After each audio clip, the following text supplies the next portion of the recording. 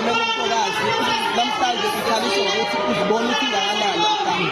Ayitholakali lokho nawe uyasibonela ukuthi ingakanani. Ayitholakali. So mfowethu ngicabanga ukuthi ingane esekhaya izingane ezila ukuyiphatha kahle ey'bukela kuyena kuzoqhubeka mfethu.